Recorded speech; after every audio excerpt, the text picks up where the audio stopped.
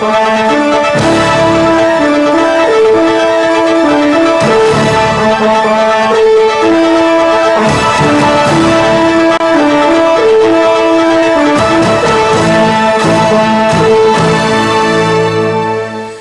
buenas noches amigos, bienvenidos a la emisión estelar del Noticiero Nacional de Televisión con las noticias más importantes de este jueves. Buenas noches, gracias por su compañía. De inmediato los titulares. Intercambia presidente cubano con estudiantes y profesores de la Universidad de La Habana. Asiste primer ministro de la República a debates sobre el quehacer del transporte y sus proyecciones de trabajo en el 2021. Destaca Foro de Sao Paulo, labor de Cuba en el enfrentamiento a la pandemia de la COVID-19.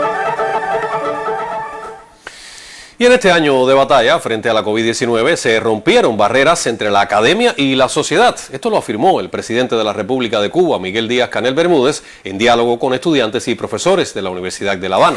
Al encuentro asistieron el viceprimer ministro Roberto Morales Ojeda, el ministro de Educación Superior José Ramón Saborido Loidi, la rectora de la Casa de Altos Estudios y las máximas autoridades del partido y el gobierno en la capital. Justo cuando se cumplen 118 años del natalicio de Julio Antonio Mella, quien fundó la Federación Estudiantil Universitaria, el Partido Comunista de Cuba y la Universidad Popular José Martí, el alma mater recibía en las primeras horas de este 25 de marzo al presidente cubano Miguel Díaz-Canel Bermúdez.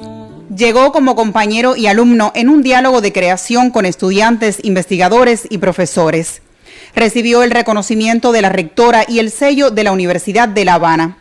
Además de su categoría de máster en ciencias, recientemente defendió su tesis para alcanzar el grado de doctor en ciencias técnicas.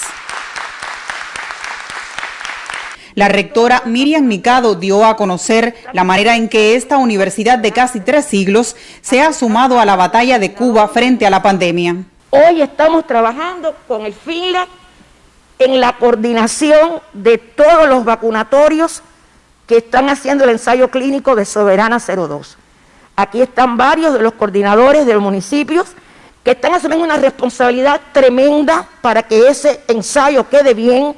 A través de brigadas han laborado en centros de aislamiento, en tareas de impacto del gobierno capitalino y en la preparación de proyectos nacionales e internacionales.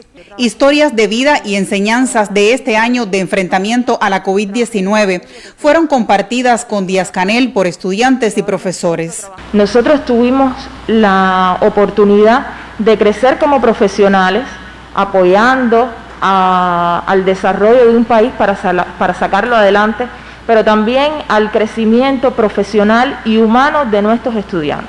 He aprendido a valorar los esfuerzos de hacer tanto con tan poco, a sentirme orgullosa de vivir en un país subdesarrollado que ya tiene 5 candidatos vacunales, que nos hace cada vez más soberanos y más felices.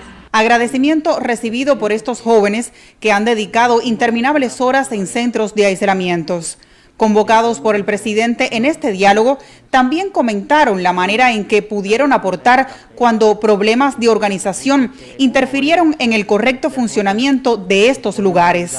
Tengo anécdotas de recursos que uno ve que se derrochan y que se podían haber evitado si hubiera habido una adecuada comunicación a veces, o porque no queda claro quién es el que decide quién tiene que llamar a quién tiene que llamar, o porque no queda claro quién tiene que informar cuántos pacientes quedan o no, para que el centro de elaboración adecue la cantidad de comida o lo haga en el tiempo adecuado. Se informa tardíamente la cantidad de pacientes que llegan, entonces eso genera una cola de atrasos de enorme. Y malestar, incomprensión. Exactamente, después viene la cuestión con los pacientes, que no todos lo entienden. ¿Se están protegiendo bien ustedes? Sí. ¿Se ha enfermado alguien de los que están participando? A ver, de nosotros no. Ya quizás la experiencia ya la bastante gente compleja de las veces anteriores, que voy a estar eternamente agradecida, porque quizás por esa misma presión o la responsabilidad de estar al frente del grupo, del resto de los muchachos, dominamos bastante bien, podría decir, los protocolos de seguridad. Somos bastante estrictos al respecto. El hospital nos apoya mucho, nos cuidamos en todo momento, el PCR se nos hace semanal, todo el tiempo, por esa parte sí está todo bien. ¿Ahora cuándo entras de nuevo? Mañana. ¿Y llevas cuántos días? Bueno, desde el 18 de enero. Estoy ahora mismo. Pero ahora de descanso. descansaste, ¿el último descanso cuándo saliste? Salí, bueno, nos vacunaron, el último trabajo fue el lunes, se nos hizo Ya el los PCR, vacunaron, nos vacunaron el martes, ayer estuvimos de descanso y hoy, mañana nos incorporamos de nuevo. Es duro. Pero es gratificante. Un año para romper barreras entre la academia y el pueblo. Así lo vieron quienes de conjunto con el gobierno local dedican sus esfuerzos al sistema de atención a la familia, los conocidos SAF, y las propuestas para convertirlos en algo más que comedores. La importancia de poder integrar todas nuestras áreas para que el sistema de atención a la familia no sea solo el espacio en el que vamos a recibir los alimentos, sino que sea un lugar bonito, o sea, que sea un lugar atractivo para todos. Que sea un lugar que un poco el anciano, la persona que va a recibir ese servicio, pues se sienta acogido en ese espacio. Cómo hacer ver que todo esto que estamos haciendo es más allá que simplemente el acto de ser bueno y del acto humano de compartir lo que tenemos, sino que habla de cómo estamos construyendo una nueva conciencia política, de cómo queremos construir un nuevo hombre que sea el que construya esta nueva sociedad. El presidente cubano valoró el aporte de la Universidad de La Habana en los 33 programas de gobierno que se están llevando en el país. Y eso es lo que tenemos que seguir fomentando, interconexiones efectivas entre el sector del conocimiento, bien interconectado con nuestra sociedad. Yo hoy les digo sinceramente, si nosotros no hubiéramos contado con el aporte de la ciencia y el sistema de salud que tenemos, donde también había una capacidad para asimilar innovación, si no hubiera sido por la participación que han tenido los estudiantes universitarios también y los jóvenes, que además se movilizaron ellos solos sin orientación, y también por la calidad de nuestro pueblo, porque independientemente de que a veces nos irritamos o alguien tiene alguna insatisfacción por algún comportamiento, por alguna indisciplina, pero la gente se ha estado moviendo en una situación muy compleja en lo familiar, muy complejo en lo individual, muy compleja en la vida, pero en sentido general ha existido una respuesta. En su distendido diálogo ofreció el reconocimiento y la confianza en los jóvenes en las tareas por venir. A los muchachos y a los profesores que han estado participando en estas tareas de enfrentamiento a la COVID, como he dicho en ocasiones anteriores, ante todo han crecido como seres humanos, han crecido como revolucionarios, han crecido como ciudadanos, han crecido en sentimientos, en valores. Por eso yo quería, más que agradecerles, reconocerles la importancia del papel que ustedes han jugado y convocarlos a todas estas cosas con las que estamos soñando para continuar un país en las cuales ustedes pueden tener una participación decisiva. Muchas gracias. El presidente Díaz-Canel propuso sistematizar estos encuentros cada 2 meses con la dirección del país. Agasajado por las muchachas y muchachos de la UH, concluyó esta visita que rindió tributo a Mella, un joven adelantado a su época. Talía González, Sistema Informativo de la Televisión Cubana.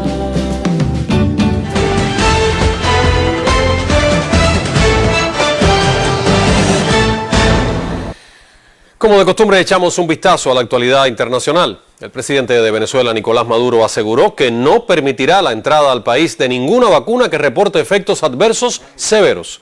También se refirió a los fondos venezolanos congelados por bancos estadounidenses y europeos que dificultan el acceso de la nación bolivariana a fármacos para el pueblo.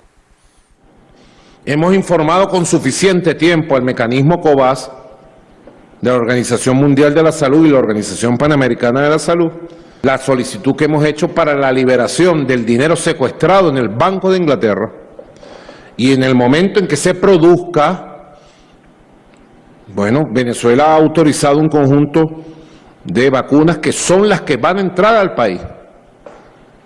No va a entrar ninguna vacuna al país, ni debe ser enviada que no haya sido autorizada por nuestros institutos científicos nacionales, por los institutos farmacológicos, por las autoridades sanitarias del país.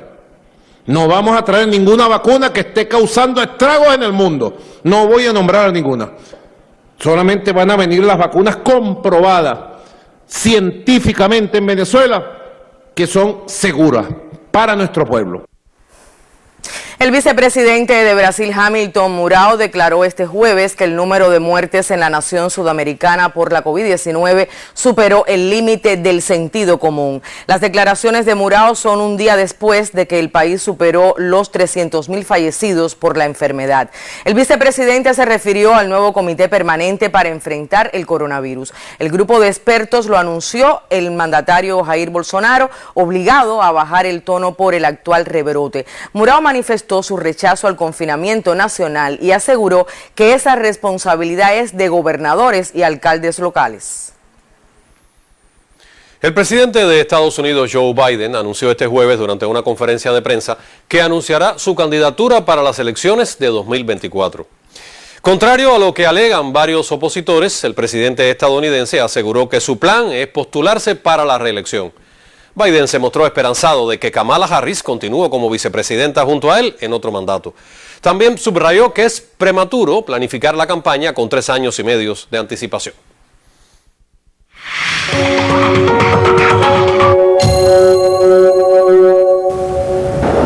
El grupo de trabajo del Foro de Sao Paulo promovió una conferencia virtual sobre la experiencia cubana de enfrentamiento a la COVID-19, la labor del contingente internacional Henry Reeve y los esfuerzos de la nación antillana para lograr la soberanía en la creación de medicamentos y vacunas.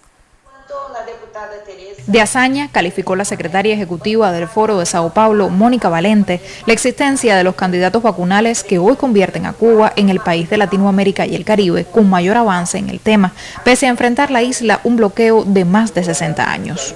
Desde el primer momento el gobierno validó un sistema de gestión basado en la ciencia y en la innovación que conectó a los diferentes sectores productivos y de servicios con el del conocimiento.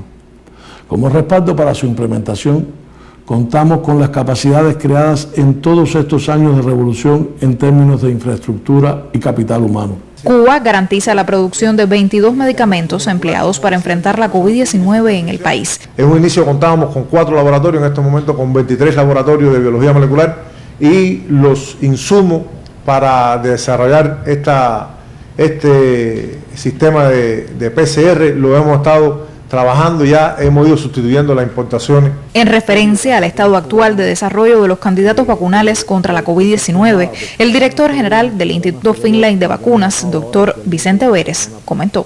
Soberana 02 es la vacuna que ha avanzado más rápidamente, tuvo un camino quizás un poco más despejado, a pesar de que empezó después de Soberana 01, es una vacuna conjugada, o sea que es una vacuna que utiliza la misma tecnología que utilizan vacunas infantiles y por lo tanto son vacunas muy seguras y vacunas que han demostrado un efecto muy importante, han demostrado un efecto en evitar la infección. La iniciativa, con transmisión en redes sociales y plataformas web, contó con la asistencia de líderes de organizaciones sociales y movimientos políticos de países como Brasil, Bolivia, Ecuador, Venezuela, Chile, Colombia, El Salvador, Guatemala y Honduras.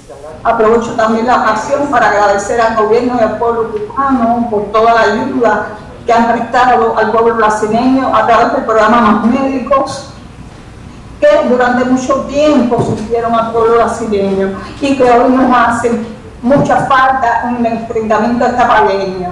Indispensable el homenaje al comandante en jefe Fidel Castro, artífice de los logros de la ciencia cubana. Nuestro invicto comandante en jefe, que en su reflexión del 22 de enero de 2008, y como siempre nos enseñó, y cito, unidad significa compartir el combate, los riesgos, los sacrificios.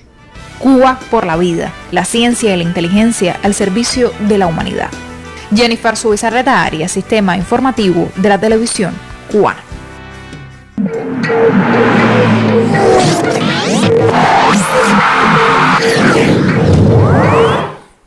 Buenas noches, ya comenzamos nuestro segmento deportivo en la emisión estelar. La Comisión Nacional de Béisbol ofreció esta tarde una conferencia de prensa donde se dio a conocer el jugador más valioso de la Serie 60, entre otras informaciones. El slugger capitalino Lisbán Correa fue seleccionado el jugador más valioso en la etapa regular de la 60 Serie Nacional de Béisbol, mientras que el lanzador de Mayabeque, Marlon Vega, fue galardonado con el premio de novato del año. También se dieron a conocer los equipos todos estrellas ofensivo, defensivo e integral, y solo el segunda base cienfueguero César Prieto repitió en los 3 elencos. El presidente de la Federación Cubana, Higinio Vélez, confirmó que el lanzador capitalino Andy Rodríguez viajará el próximo domingo hacia Japón, mientras que otros 18 peloteros están en espera de confirmación de contrato en otras ligas. Se aprovechó para reconocer al ex pelotero Armando Capiró, quien recibió de manos del comisionado nacional Ernesto Reynoso una camisa del equipo Cuba con su número 9. Daniel Gotay, Sistema Informativo de la Televisión Cubana. Cambiando de tema, anoche se vivió como pocas veces en Cuba un partido de nuestra selección nacional de fútbol. En la pizarra fue una derrota, es cierto, pero en varios aspectos fue un triunfo. Borrar la mala imagen y los marcadores abultados de las últimas apariciones internacionales, eso es un triunfo. Generar expectativa y sentar a más de media Cuba frente a los televisores, eso también es un triunfo. Y que Onel Hernández haya ido del aeropuerto directo al estadio para cumplir el sueño de jugar con la selección del país que lo vio nacer, eso es un triunfo. Como también lo es el carácter y la disposición que mostraron los que viven y los que no viven aquí, pero cubanos todos. Que aún nos falta engranaje y nivel, eso es cierto. Que la clasificación para un mundial todavía está lejos, también es cierto. Pero más allá de un resultado, lo más importante es que nuestro fútbol ya metió el pie en el acelerador y no podemos dejar que frene. Además, anoche no estábamos divididos en seguidores del Real Madrid y Barcelona, o los que hinchan por Messi o Cristiano. Ayer todos estábamos en el mismo bando, todos fuimos seguidores de Cuba, y eso también es un triunfo. Y hasta aquí el deporte. Buenas noches. Buenas noches, El Pave, para ti. El primer ministro Manuel Marrero Cruz, junto a los viceprimeros ministros Ricardo Cabriza Ruiz y Jorge Luis Tapia Fonseca, encabezaron este jueves la reunión de análisis de las prioridades de trabajo del Ministerio de Transporte. En el encuentro, que estuvo dirigido por el titular del sector, Eduardo Rodríguez Dávila, el premier cubano reconoció el trabajo de todos los transportistas cubanos a pesar de las limitaciones financieras y la pandemia de COVID-19. Crítica y objetiva fue la intervención del primer ministro Manuel Marrero Cruz al evaluar las prioridades de trabajo del Ministerio de Transporte para el presente año, un sector estratégico en el desarrollo socioeconómico del país que, al decir del premier cubano, no se ha detenido a pesar de sus deficiencias internas, así como las limitaciones financieras y de combustibles impuestas por el bloqueo de los Estados Unidos contra Cuba y la pandemia de la COVID-19. Ha habido un trabajo arduo y que hay que reconocer aquí. Se han asegurado las principales demandas de la población a pesar de las dificultades con los combustibles. Se ha trabajado también, a pesar también de no disponer de los recursos financieros, en buscar soluciones alternativas, la reparación de transporte, recuperación de determinados medios. Una de las grandes limitantes del transporte en Cuba, reconocieron sus directivos, es la obsolescencia técnica de los vehículos por la imposibilidad del país de comprar en el exterior tanto nuevos equipos como piezas de repuestos. Ante tal realidad, dijo Marrero Cruz, el Mitrans debe buscar alternativas, entre ellas la inversión extranjera y el empleo de la ciencia y la innovación en su gestión sectorial. A la vez, el jefe de gobierno indicó a la dirección del ministerio revisar las maneras en que le dan de baja técnica a los vehículos, pues en ellos hay posibilidades que hoy lamentablemente se desaprovechan. Y es sorprendente ver cómo un nivel de carro que sale en el turismo, muchos de ellos mejor que cualquier carro que esté circulando en la calle hoy, porque sencillamente tiene un problema, un accidente, a desguazarlo completo. Y yo creo que nosotros tenemos que hacer propuestas muy concretas en ver todo lo que podamos salvar, y de ahí podemos sacar una fuente de reposición, una fuente de un transporte, y que hoy pudiera revivir y circular nuestra carretera con mejores condiciones, repito, que muchos de los vehículos que tenemos. El premier convocó además a concretar las inversiones para recuperar el transporte ferroviario, así como a mejorar la deprimida flota de aviones y los servicios en el Aeropuerto Internacional José Martí de La Habana, donde persisten las insatisfacciones. Todavía yo tengo la insatisfacción de que, aunque reconozco que se ha hecho mucho en todos estos últimos tiempos, falta muchísimo por hacer y buscar sostenibilidad en todos los sentidos, en la higiene que tiene que haber en un aeropuerto como ese, la limpieza, falta a veces cultura del detalle. De igual manera, el jefe de gobierno indicó ser más exigente en la lucha contra los accidentes, pues en los últimos años se han incrementado el número de ellos en los que están involucrados vehículos de pasajeros y de cargas. Otro de los desafíos del Mitrans planteados por Marrero Cruz es seguir trabajando en la informatización de los procesos, entre ellos la reservación y compra electrónica de pasajes, para minimizar las ilegalidades y la corrupción, a la vez que convocó a batallar contra el maltrato en un sector que entre sus funciones está la de servir al pueblo. Entonces por eso que tenemos nosotros que batallar en contra de la chapucería, en contra de todos esos elementos, a veces algunos choferes que por suerte son una pequeña minoría, que a veces con un mal gesto, que un maltrato, falta de sensibilidad con personas de nuestro pueblo, eso tenemos que combatirlo. Al analizar la implementación de la tarea de ordenamiento monetario en el transporte, Marrero Cruz explicó que en un primer momento en el sector se cometieron errores, entre ellos elevaron desproporcionalmente los precios del pasaje y las cargas, los que calificó de abusivos. Afortunadamente, dijo, tales problemáticas en gran medida han sido solucionadas en los últimos meses y ello es digno de reconocer. El primer ministro felicitó a los transportistas, tanto del sector estatal como del cooperativo y privado, por su labor en estos tiempos difíciles, pues la inmensa mayoría de ellos, con su labor, han hecho posible que a pesar de las dificultades no se detenga la vida socioeconómica del país. Wilmer Rodríguez Fernández, Sistema Informativo de la Televisión Cubana.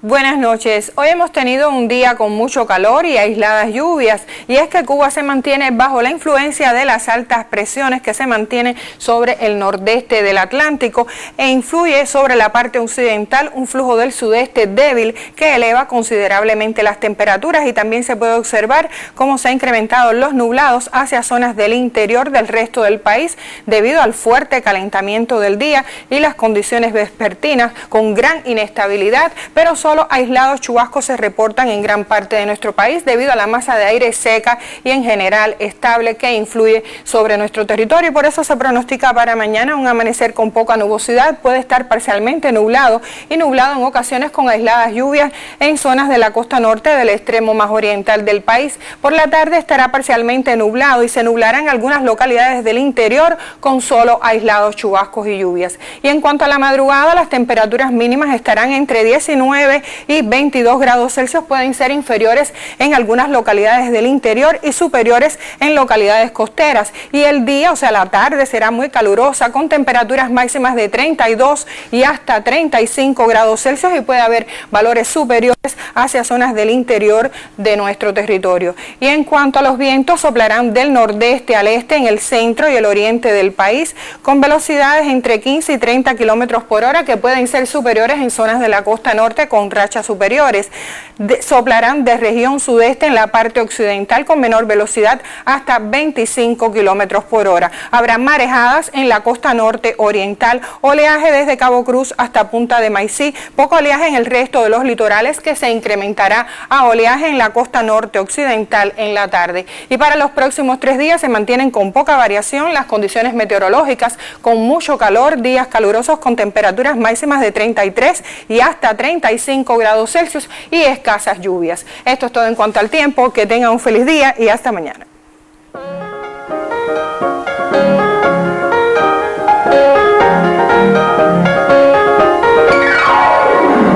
Buenas noches. Este 25 de marzo inició la jornada por el Día del Libro Cubano, que de manera virtual se desarrollará hasta el 31 de marzo. El programa conmemora los aniversarios 62 de la fundación de la Imprenta Nacional, 60 de Palabras a los Intelectuales y de la campaña de alfabetización, y el centenario de Cintio Vitier.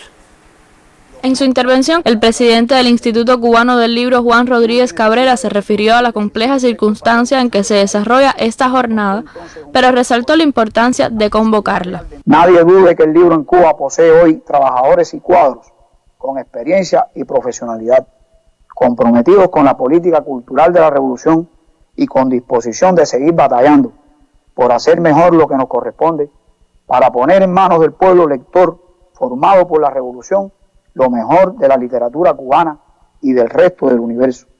no solo en soporte de papel, sino en todas las variantes que hoy permiten las nuevas tecnologías. Será este un espacio ideal de celebración, promoción y reconocimiento a escritores y creadores de distintas generaciones, así como el intercambio de los autores con sus lectores a través de las vías de comunicación online. El evento tiene como principal objetivo promocionar el libro y la lectura, y para ello se unieron varias instituciones culturales con el fin de poner al alcance del público lo más representativo de la literatura cubana y universal. Elin Drix, Sistema Informativo de la Televisión Cubana. También este jueves inició en las redes sociales la jornada Todo Teatral. Organizado por el Consejo Nacional de Casas de Cultura, el evento se desarrollará hasta el próximo 27 de marzo, Día Mundial del Teatro. A través de los perfiles de Facebook y YouTube de Casas de Cultura se transmite el programa de actividades que incluye presentaciones de compañías teatrales de Las Tunas, Santi Espíritus, Artemisa, Cienfuegos y La Habana. Asimismo se transmiten talleres y ponencias. Entre los invitados especiales a la jornada Todo Teatral se encuentran el dramaturgo Abel González Melo y el crítico Noel Bonilla. Y esta tarde se presentó en la Sala Manuel Galich de Casa de las Américas el número 198 de la revista de teatro latinoamericano y caribeño Conjunto. Al encuentro asistió el presidente de la institución, Abel Prieto Jiménez, el presidente de la UNIAC, Luis Morlote, y varios actores, críticos, dramaturgos y amantes del teatro. La dramaturga y directora mexicana Raquel Araujo y la dramaturga y profesora cubana Raquel Carrió asumieron la presentación de este número, que abre con un texto del investigador argentino Jorge Dubati. La revista la compone un variado número de artículos, críticas y reseñas de diversos autores del continente acerca de procesos creativos y fenómenos teatrales vigentes en el panorama escénico latinoamericano. Y con esta información me despido. Tenga usted muy buenas noches. También para ti, Liet. El presidente de la República de Cuba, Miguel Díaz-Canel Bermúdez, ofreció las palabras de bienvenida a la brigada médica del contingente Henry Reef, que laboró en el enfrentamiento y control de la COVID-19 en Isla de Anguila. La pequeña brigada, integrada por solo 5 especialistas cubanos, junto a personal sanitario de ese país, fue suficiente para atender las salas de hospitalización, la unidad de aislamiento de casos sospechosos y positivos a la COVID-19, evaluación clínica de viajeros procedentes de otros países alojados en áreas de cuarentena y guardias médicas. Desde el Grupo Temporal de Trabajo del Enfrentamiento a la COVID en el país, damos el recibimiento a la brigada Henry Reef, que laboró durante casi 9 meses en Islas Anguila, lugar donde desarrolló una intensa labor en el enfrentamiento a la COVID con muy buenos resultados. Nuestro abrazo y la bienvenida a la patria.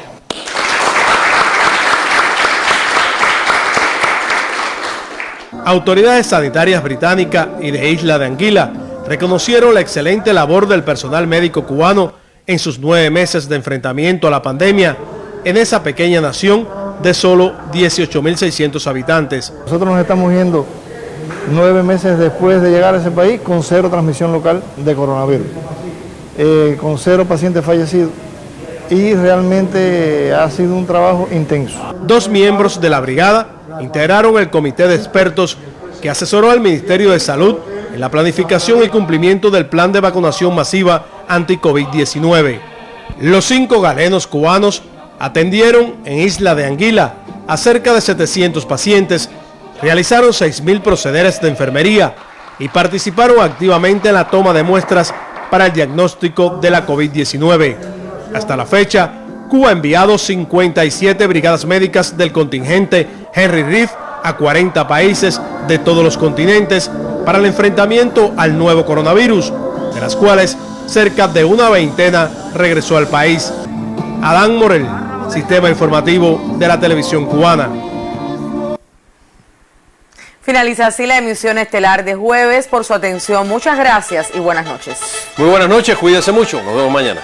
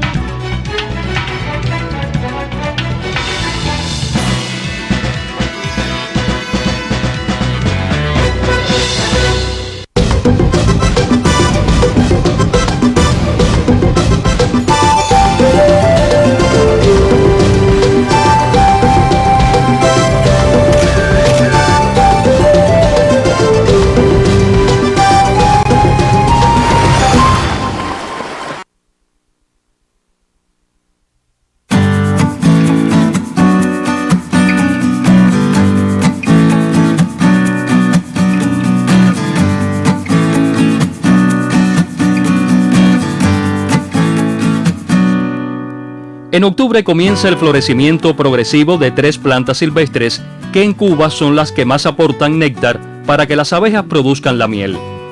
Se produce aquí, en La Colmena.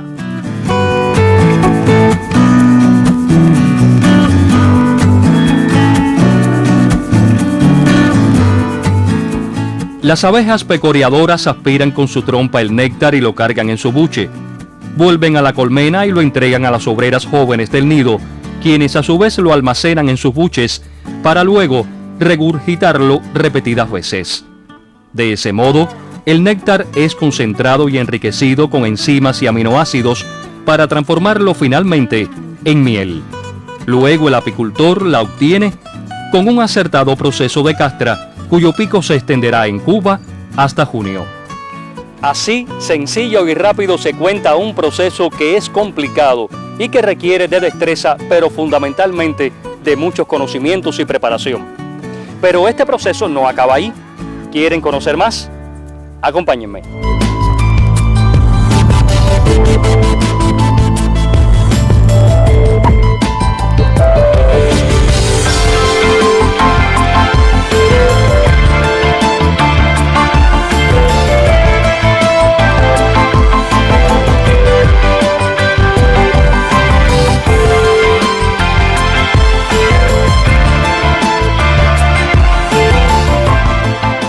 El manejo de la miel durante y después de su extracción de la colmena es muy importante.